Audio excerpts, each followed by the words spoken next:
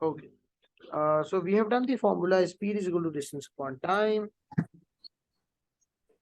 उसके अलावा हम लोगों ने फॉर्मूला पढ़ लिया मेरे बेटा, acceleration is equal to change of speed where it is change of speed upon time. Sir आपकी स्क्रीन नजर नहीं आ रही। Okay, sorry. हाँ, वो असल में रिकॉर्डिंग मैंने दोबारा से स्टार्ट किया है तो ओके, here we go. अब सेट है?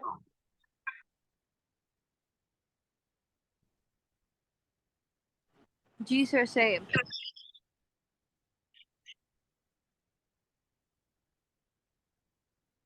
Okay, so let's go with it. Right जी, तो acceleration is change of speed upon time, यहाँ तक हम लोगों ने बात कर ली है। अब हमारी नई मीटिंग अल्हम्दुलिल्लाह स्टार्ट हो गई है, and in this new meeting let me connect this speed time वाला चक्कर विद फोर्सेस। ठीक है, उसके लिए मैं आपको जरा बता दूं कि बैलेंस और अनबैलेंस फोर्सेस क्या होती हैं। तो मेरा बेटा, if there is any question तो मुझसे प्लीज पूछिएगा, do ask me. Okay okay, तो speed, Alishba, is there any question बेटे? Right, okay okay, fine no sir. Fine, ठीक है, सॉरी। ओके, तो हियर वी गो। अच्छा, हम आगे बढ़ते हैं, और आगे जनाब वाला हमारे साथ है फोर्सेस का कॉन्सेप्ट। फोर्सेस में मेरा बेटा सबसे पहले हम पढ़ेंगे बैलेंस एंड अनबैलेंस फोर्सेस को। अब ये क्या होती है? बहुत आसान सी चीज है। If there is a block and उस पे इस डायरेक्शन में 10 न्यूटन की फोर्स अप्लाई हो रही है, यहाँ पे 8 न्यूटन की फोर्स अप्लाई हो रही है, तो the force which is unbalanced is only 2 Newton. ऐसा ही है। अनबैलेंस्ड फोर्स जो है वो हमेशा दो forces which are opposite to each other उनको सब्ट्रैक्ट करने से आएगी। और अगर ऑब्जेक्ट मूव कर रहा है तो वो 2 न्यूटन की फोर्स से मूव करेगा, वो 10 न्यूटन की या किसी और न्यूटन की फोर्स से मूव नहीं करेगा। राइट, आगे बढ़ते हैं जी। तो हमें ये अंदाजा हो गया कि बैलेंस एंड अनबैलेंस फोर्सेस में कोई बहुत बड़ी रॉकेट साइंस नहीं है, सिंपल है।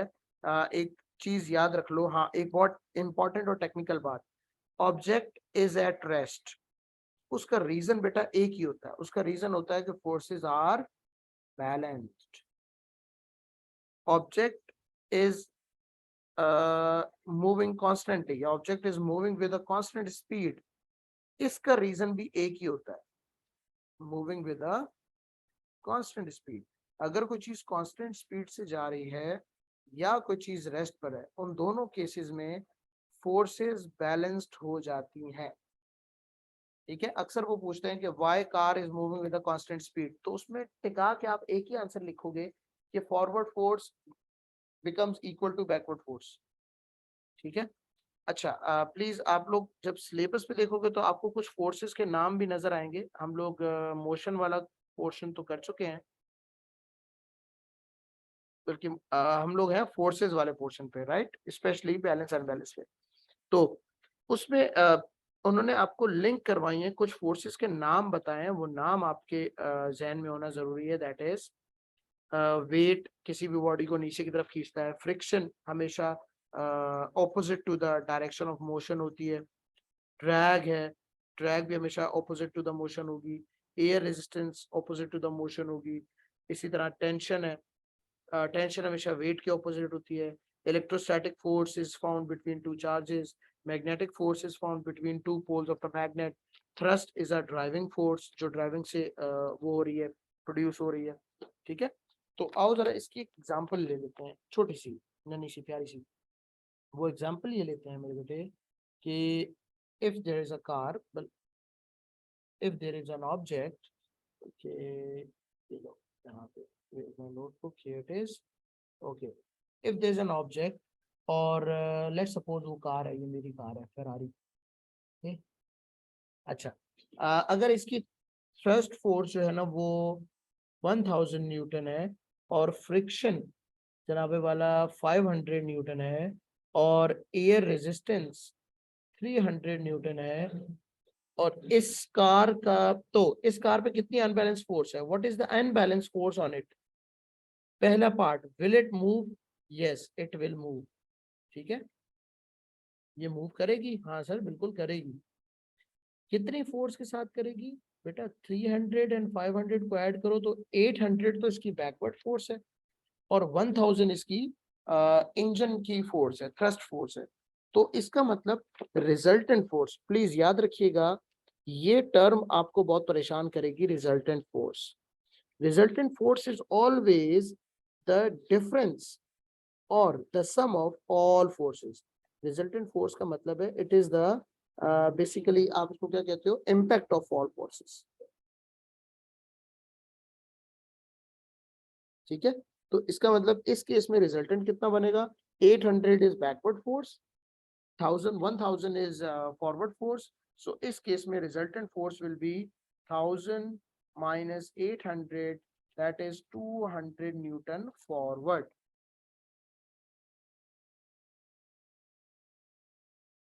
This is the unbalance force. ये है वो ब्लैक शीप, ये है वो कल्प्रिट जो चीजों में एक्सेलरेशन क्रिएट करवाता है।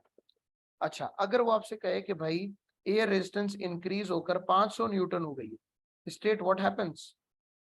तो अब क्योंकि थ्रस्ट फोर्स और बैकवर्ड फोर्सेस इक्वल हो गई हैं, तो खुदा का वास्ता है ये मत लिखना कि बॉडी रेस्ट पर आ गई है। हम ये लिखेंगे कि body is moving with constant speed.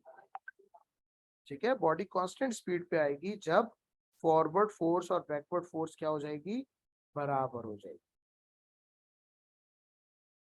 ठीक है, तो ये केस है। हाँ, अगर कोई रुकी हुई चीज है, फॉर एग्जांपल कोई ऑब्जेक्ट है जो कि जमीन पे पड़ा हुआ है और आपसे कहा जा रहा है कि भाई explain in terms of forces why it is at rest, तो आप कह सकते हो कि इसका जो वेट है दैट इज डाउनवर्ड और इसका जो रिएक्शन है that is upward.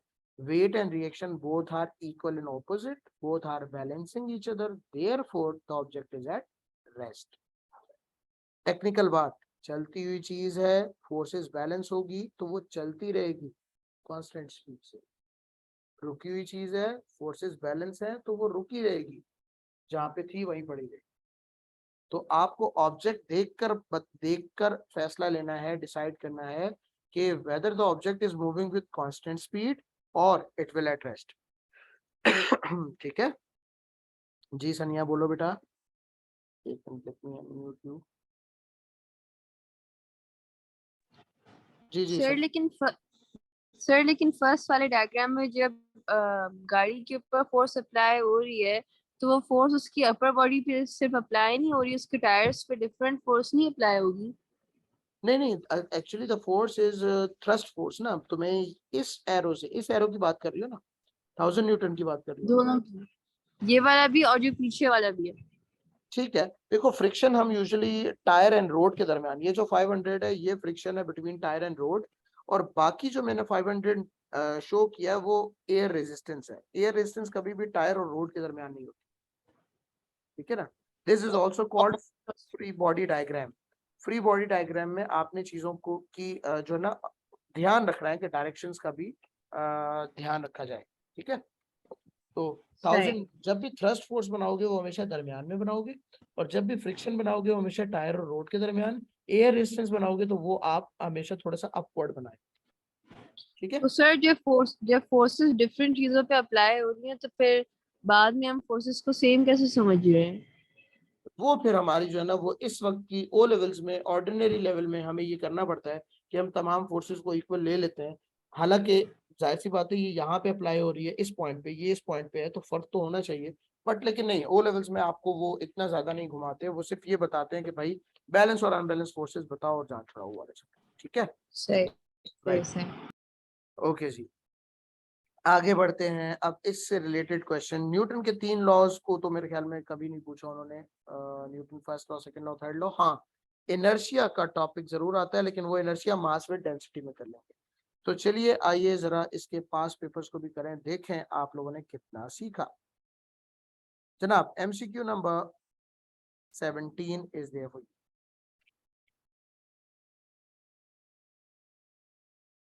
Chat box में अपना आंसर लिख दोगे तो मुझे सुकून मिल जाएगा। 17, डोंट वरी, बहुत ज्यादा पास पेपर्स में करवाने की उसमें नहीं हूँ, उसकी पोजीशन में भी नहीं हूँ। क्योंकि हमारे पास टाइम बहुत शॉर्ट है, मैंने आगे मास विद डेंसिटी को भी कवर करना है। नंबर 17 जी, नंबर 17 को अगर आप देखते हैं तो the dots are separated blah blah blah, how many sections represent the car moving with non uniform acceleration. बता चुका हूँ, whenever there is a straight line तो वो यूनिफॉर्म एक्सेलरेशन है। इसका मतलब यहाँ पे दो कर्व लाइन आपको नजर आ रही होंगी, अगर आप गौर करें तो आपको दो कर्व लाइन नजर आ रही होंगी, एक लाइन ये जो कि कर्व्ड है और दूसरी लाइन ये जो कि कर्व्ड है। तो इसका मतलब यहाँ पे दो सेक्शंस विच इज सी, दो सेक्शंस यहाँ पे ऐसे हैं जो नॉन यूनिफॉर्म एक्सेलरेशन को शो कर रहे हैं, राइट। आई होप पता चला होगा कैसे हुआ है। Next 16, MCQ number 16. The graph shows made by a journey of the cyclist, blah blah blah. How far did the cyclist travel in 7 seconds? जनाब आइए जरा सोच समझ के इसको करते हैं। आप लोगों ने अपने दिमाग में करना शुरू कर दिया होगा, बट ये देखो टिल 7 seconds ये बन गया जी हमारा रेक्टेंगल, और यहाँ पे हमारा बन गया जी एक और शेप। अब हम गौर करें तो हमने एक्चुअली इस शेप को तीन शेप्स में, अगर आपको ट्रेपीजियम का फॉर्मूले में तकलीफ है तो कोई मसला नहीं है, आप जो है ना वो इस पूरे शेप को इस तरह से एक्सप्लेन कर सकते हैं कि यहाँ पे आप रेक्टेंगल का फॉर्मूला लगा दें, यहाँ भी आप रेक्टेंगल का फॉर्मूला लगा दें, और यहाँ पे आप ट्राइंगल का फॉर्मूला लगा दें। तो इफ यू नोटिस, मैं जरा पेन चेंज कर लूँ अपना तो हम जरा इसको सॉल्व करते हैं। इफ यू नोटिस तो दिस इज 5 into 4 क्योंकि लेंथ इंटू ब्रेथ है 20 meters। This is 2 into 4, 2 into 4 कैसे, 5 till 7, length is 2 and height is 4, this is 8 meters। और इस पोर्शन की अगर हम बात करें तो इस पोर्शन में फॉर्मूला लगेगा 1/2 बेस, बेस है 2 एंड हाइट, हाइट देखो यहाँ से शुरू होगी और 6 तक जाएगी यहाँ तक, तो 4 till 6, हाइट भी 2 है, 2 2 से कैंसिल, तो इसका आंसर है 2 meters। So the total distance covered by the cyclist in 7 seconds is 8 और 2 10, 10 और 20 30, that is 30 meters।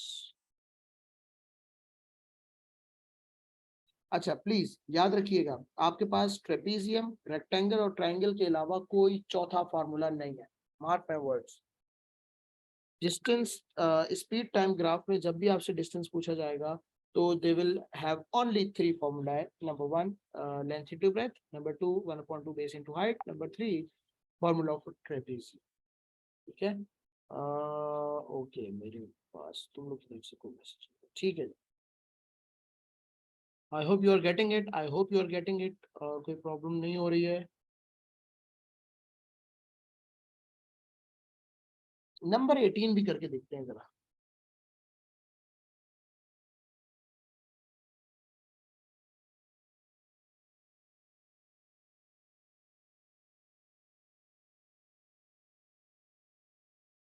A steel ball is released just below the surface of a thick coil in a cylinder. During the first few centimeters of the travel, what is the acceleration of the ball? शुरू के few centimeters में acceleration कितना होगा? 10, constant but less than 10, decreasing या increasing?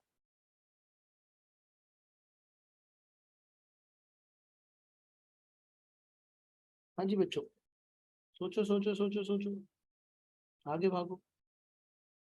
अच्छा free fall का case भी ओहो मैंने आपको बताना है, राइट, हियर वी गो। देखो मैंने आपको बताया था बेटा कि स्पीड टाइम ग्राफ में, स्पीड टाइम ग्राफ में आपके पास इस तरह के ग्राफ आ सकते हैं। तो चलो आओ जरा ग्राफ का ये वाला क्वेश्चन करते हैं अभी।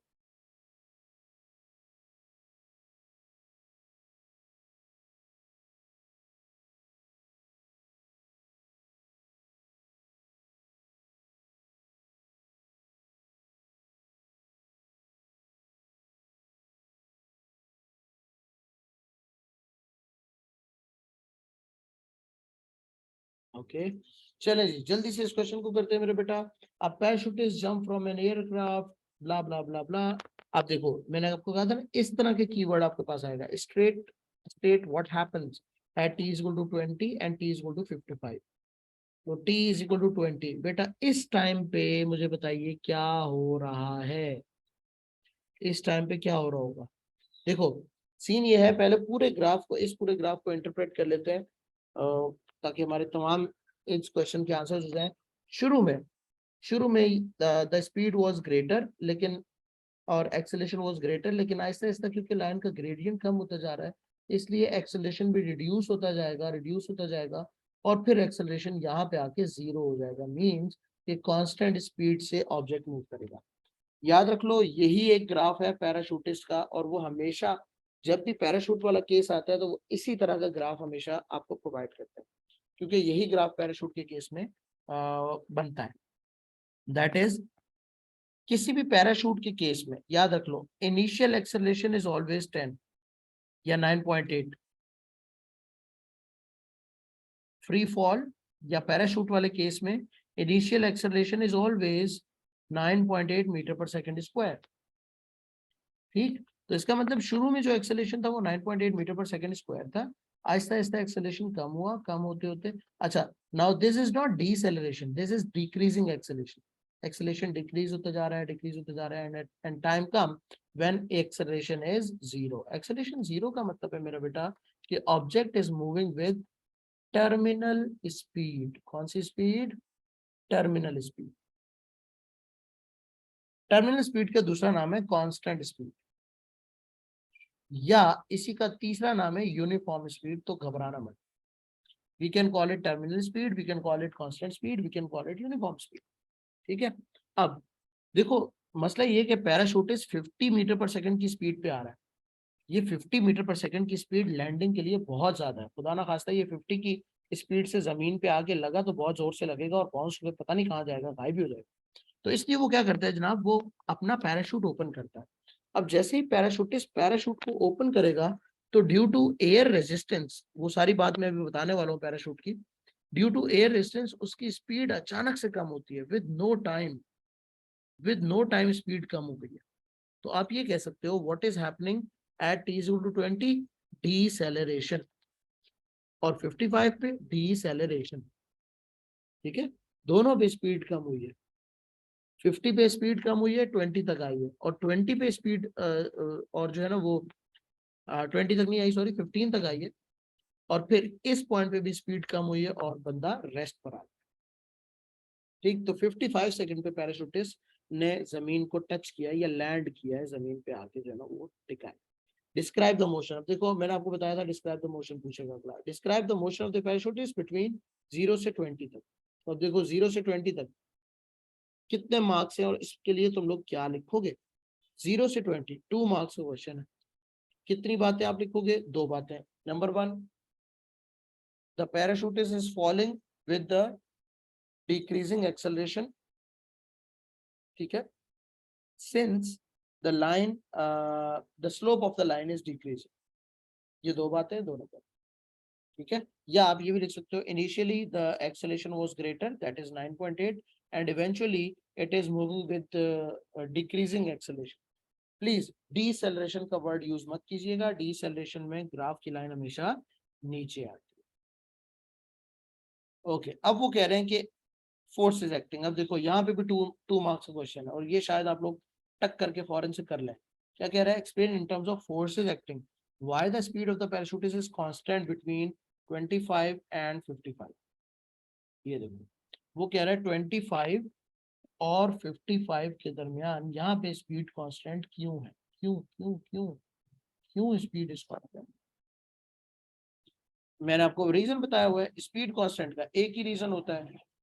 अब यहाँ पे उसको जरूरत है फोर्सेस के नेम्स की, तो आप लिखेंगे between t is equal to 25 and t is equal to 55 the weight and air resistance of the parachutist becomes equal and forces are balanced.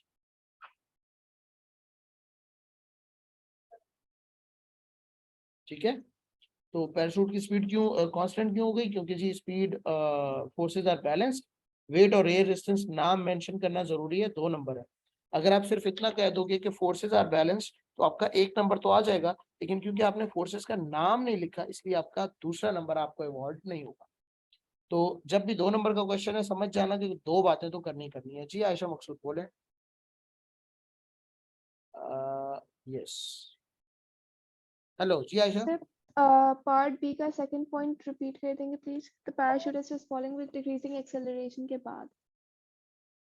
Decreasing acceleration since the gradient of the line is decreasing, since the slope of the line is decreasing.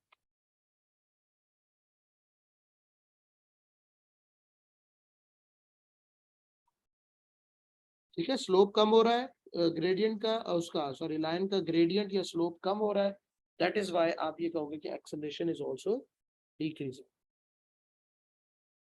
Part D is the last part, T is equal to 25 से लेकर 55 तक। तो देखो इस तरह के graph पे आपको पॉइंट्स लोकेट करना इंपॉर्टेंट होता है। 25 से लेकर 55 तक वो कह रहा है डिस्टेंस निकालो, तो you will mark the area like this. जैसे ही आप एरिया को मार्क करेंगे तो आपको अंदाजा हो जाएगा कि which shape is this. This is a rectangle, rectangle का फॉर्मूला लगा लो, डिस्टेंस आ जाएगा। Okay, so here the distance would be possibly 25 से 10 15 30 ये, and the distance, the speed was this is 10, so it's 5 into 30, that is 300, 30 into 5 15 150 150 meters। तो इस पे आप लिख देंगे 30 into 5, that is 150 meters। ठीक है। अच्छा, ये क्वेश्चन कराने का रीजन ये था कि आप यू विल नोटिस कि ज्यादातर ग्राफ बिल्कुल ऐसे ही स्पीड टाइम ग्राफ है, ये भी इसी तरह का है, डिक्रीजिंग है, शुरू में constant acceleration, then decreasing acceleration, then zero acceleration. तो अब आप क्वेश्चन देख सकते हैं कि भाई किस किस तरह के क्वेश्चन होंगे।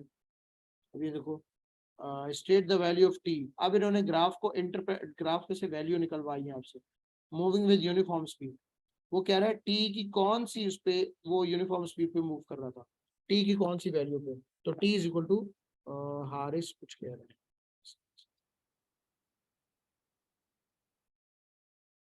जी बाबू, जी सर जी। सर ए और बी का फिर से आंसर बता सकते हैं? इसका पिछले क्वेश्चन का ए और बी। पिछले क्वेश्चन का ए और बी, पिछले क्वेश्चन का ए और बी। सर ए डीसेलरेटिंग 20 सेकंड पे वो कह रहा है क्या हो रहा है, 20 सेकंड पे स्पीड अचानक से कम हुई है, और 55 सेकंड पे क्या हुआ है, 55 सेकंड पे भी स्पीड अचानक से कम हुई है, ये देखो। ठीक है, तो 20 और 55 दोनों पे आप लिखेंगे object body is decelerating, speed is decreasing. और बी में आप लिखोगे कि the parachutist is moving with decreasing acceleration since the slope of the line is decreasing.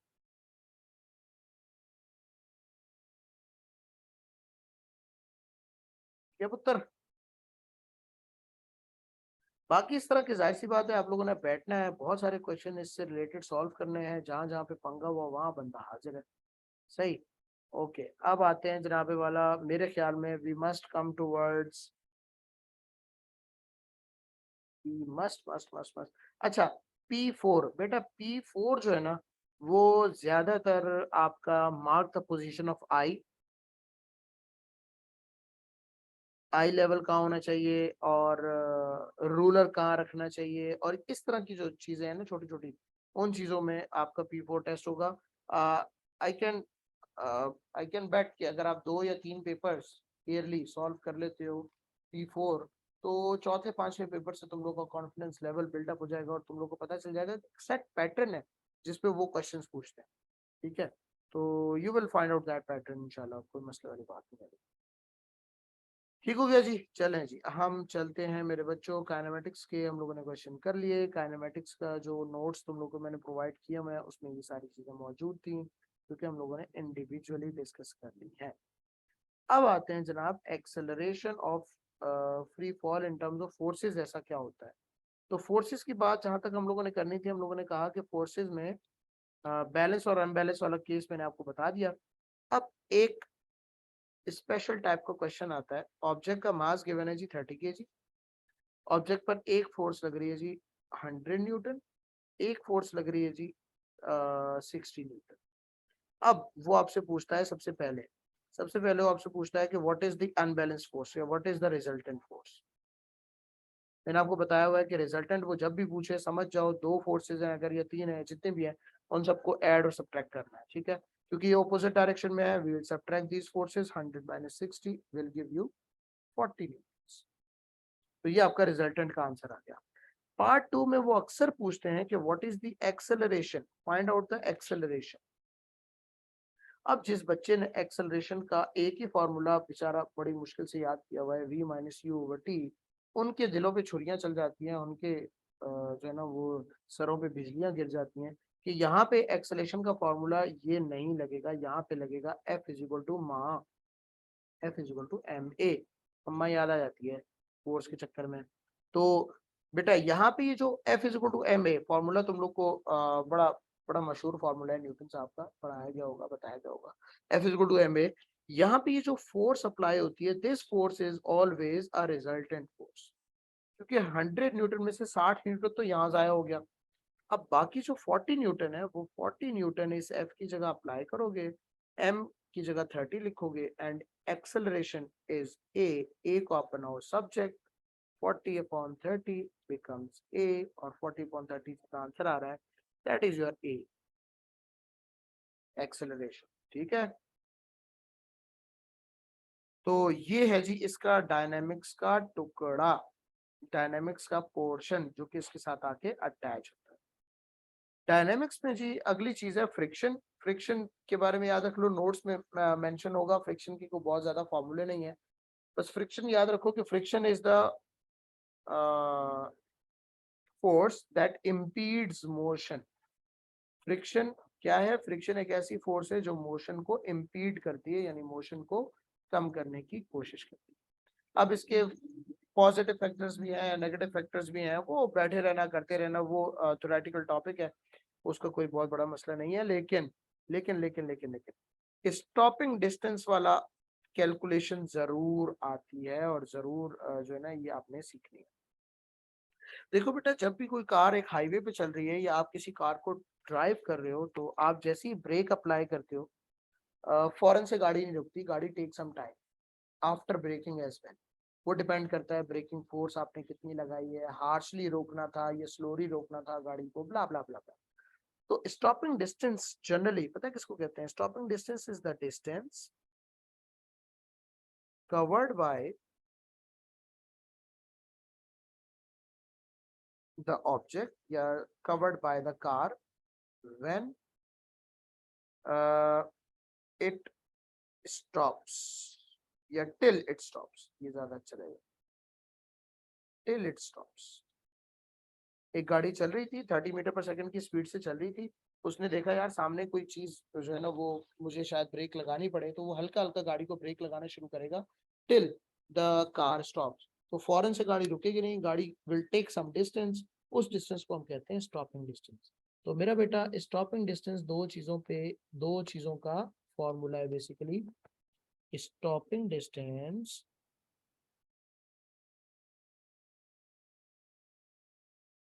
is equal to thinking distance plus braking distance। अब as the name indicates आपको direct पता चल रहा होगा कि थिंकिंग डिस्टेंस और ब्रेकिंग डिस्टेंस क्या होता है। Look, thinking distance is the distance that is covered by the car when the driver is in thinking mode, कि मुझे ब्रेक लगानी चाहिए नहीं लगानी चाहिए, क्या मैं कट मार के निकल जाऊंगा, क्या ब्रेक जोर से लगानी है, क्या कोई एक्सीडेंटल ब्रेक लगानी है, ब्ला ब्ला ब्ला ब्ला। तो इस थिंकिंग प्रोसेस में जितना डिस्टेंस गाड़ी ने कवर कर लिया, that is called thinking distance. हमारे सिलेबस में थिंकिंग डिस्टेंस की कैलकुलेशन है, थिंकिंग डिस्टेंस के कॉजेज है कि थिंकिंग डिस्टेंस किस किस चीज से बढ़ सकता है, किस किस चीज से कम हो सकता है। तो आओ हम बात करते हैं थिंकिंग डिस्टेंस की detail. So thinking distance is the distance covered by the car. अच्छा प्लीज, अक्सर बच्चे लिख देते हैं it is the time, it is not the time, it is the distance.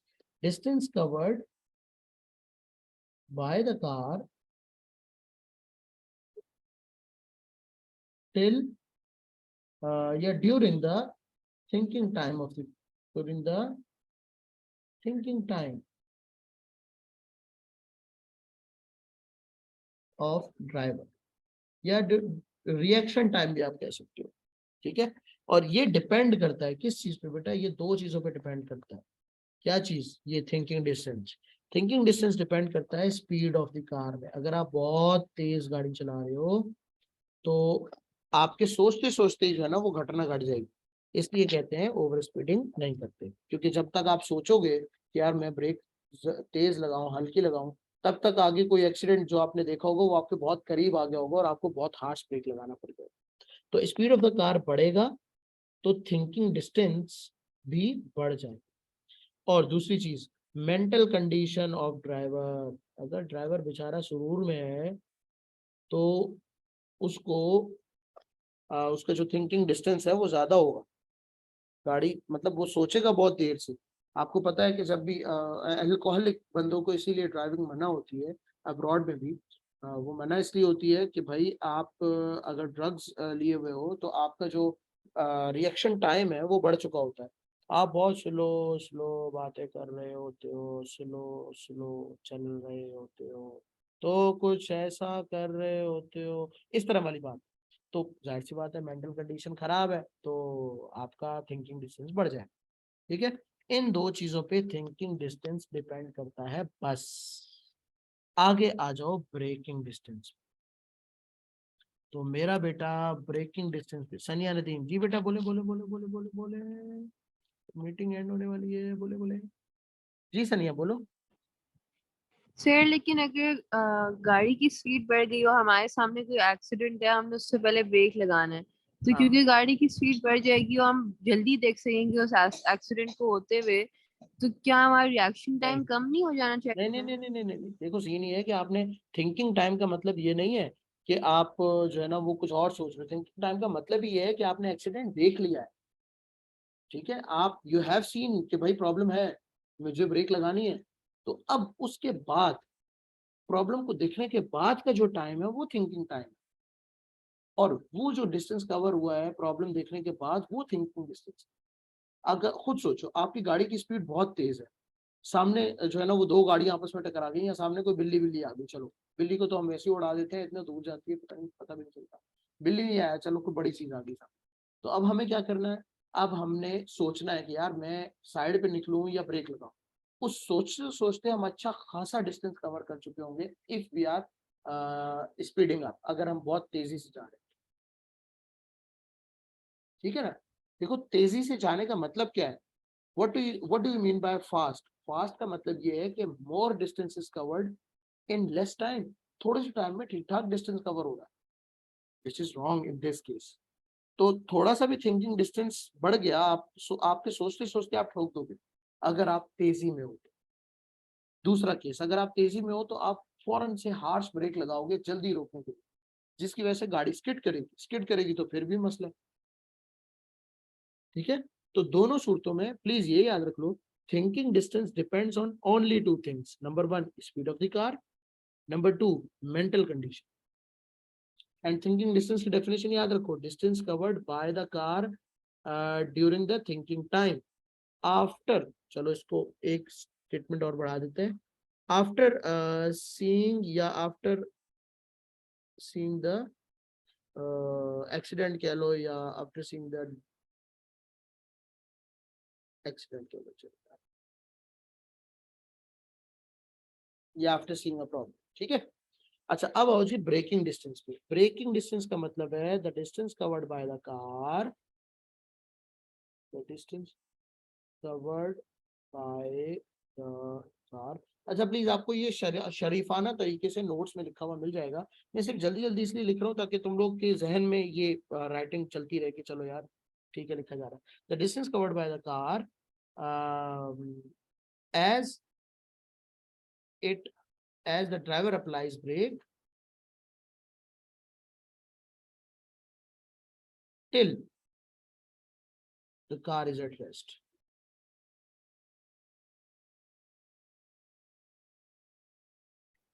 अच्छा, अब ये किस किस चीज पे डिपेंड करता है? अब इसमें बहुत सारे फैक्टर्स आ जाते हैं। पहला factor braking distance depends on number 1 braking condition, brakes condition. Brake अगर आपने नई नई डलवाई है, सर्विस करवाई है अपनी बिल्कुल नई नई, तो वो ब्रेक्स अच्छी होंगी। एंड ब्रेक कंडीशन का मतलब है कि न्यू ब्रेक्स, अगर ब्रेक्स न्यू लगी हुई हैं तो ब्रेकिंग डिस्टेंस कम हो जाएगा। न्यू ब्रेक्स ब्रेकिंग डिस्टेंस, ये BD ब्रेकिंग डिस्टेंस है, बर्थडे नहीं है, ब्रेकिंग डिस्टेंस कम हो जाएगा। नंबर 2, अगर आपके पास रफ रोड है, अब खुद जरा सोच के बताओ, रफ रोड पे ब्रेकिंग डिस्टेंस कम होगा ज्यादा होगा? सोचो सोचो। लेस होगा, ब्रेकिंग डिस्टेंस इज लेस। और अगर ये वेट रोड है, अल्लाह ना करे, तो हमें पता है कि वेट रोड पे अगर हम ब्रेक लगाते हैं तो गाड़ी स्किड करते हुए आगे जाती है, मतलब कि ब्रेकिंग डिस्टेंस बढ़ जाता है। Braking distance is more wet road पे।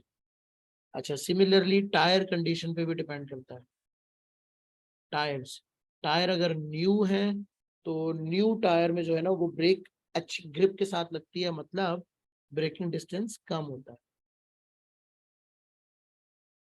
और ओल्ड टायर में जाहिर सी बात है वो जो ग्रूव्स है, वो जो छोटे छोटे पैटर्न है, वो पैटर्न खत्म हो चुके होते हैं, इसलिए वो स्किड ज्यादा करता है। ओल्ड टायर में ब्रेकिंग डिस्टेंस मोर होगा।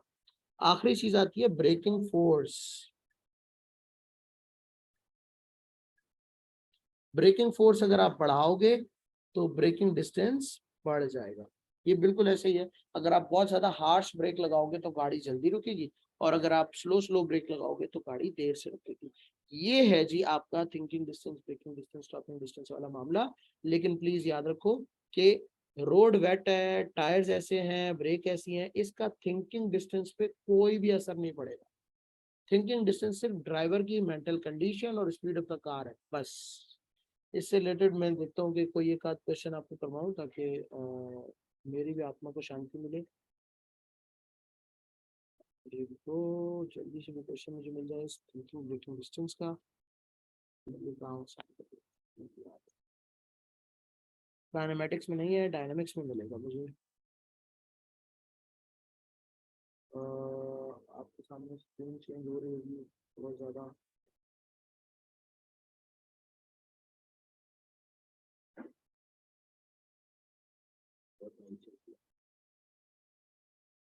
हाँ, ये भी गो, अरे भाई बहुत सारे जबरदस्त जबरदस्त क्वेश्चन है डायनामिक्स में। और हम अभी करते हैं, मैं आपको थिंकिंग ब्रेकिंग डिस्टेंस वाली कहानी बता दूं, फिर आगे बढ़ते सर्कुलर मोशन करेंगे एंड देन रैप अप। ये राजी, अरे वाह, बड़ा प्यारा क्वेश्चन। हाँ जी, डायरेक्ट हम आते हैं पार्ट बी पे। Part B is figure 9.1 shows the speed time graph, determine the thinking distance. अब देखो बेटा, थिंकिंग डिस्टेंस निकालना है। अब थिंकिंग डिस्टेंस में आप देखो कि ये जो वो कह रहा है, driver sees the emergency at time t equal to 0। Driver ने टाइम t इक्वल टू 0 पर इमरजेंसी देख ली है, मतलब इस टाइम पे इस स्पीड पे ड्राइवर ने इमरजेंसी देख ली है। लेकिन अब तक वो सोच ही रहा है कि मैं ब्रेक लगाऊं ना लगाऊं, क्या होगा क्या नहीं होगा। तो इसका मतलब ये जो टाइम है, this time is thinking time. और ये जो डिस्टेंस है, अब देखो क्योंकि ये स्पीड टाइम ग्राफ है, स्पीड टाइम ग्राफ में ये जो रेक्टेंगल है, this is distance. Now this is a distance called thinking distance. आप इसको नोट कर लो, कितना, 30 into 1, दैट इज 30 मीटर। इसका मतलब बंदे का जो थिंकिंग डिस्टेंस है वो 30 मीटर है। अब वो कह रहे हैं ब्रेकिंग डिस्टेंस बताओ। ब्रेकिंग डिस्टेंस, अब देखो जाहिर सी बात है कि यहाँ से स्पीड कम होना शुरू हुई है, तो उसका मतलब 1 सेकंड के बाद ड्राइवर ने ब्रेक लगाई होगी।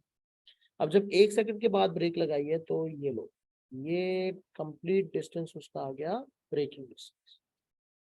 इसके लिए again formula 1/2 into base into height. Base है 5 - 1 दैट इज 4, हाइट है 30, तो 30 into 4 इज 120 का हाफ इज 60 मीटर्स।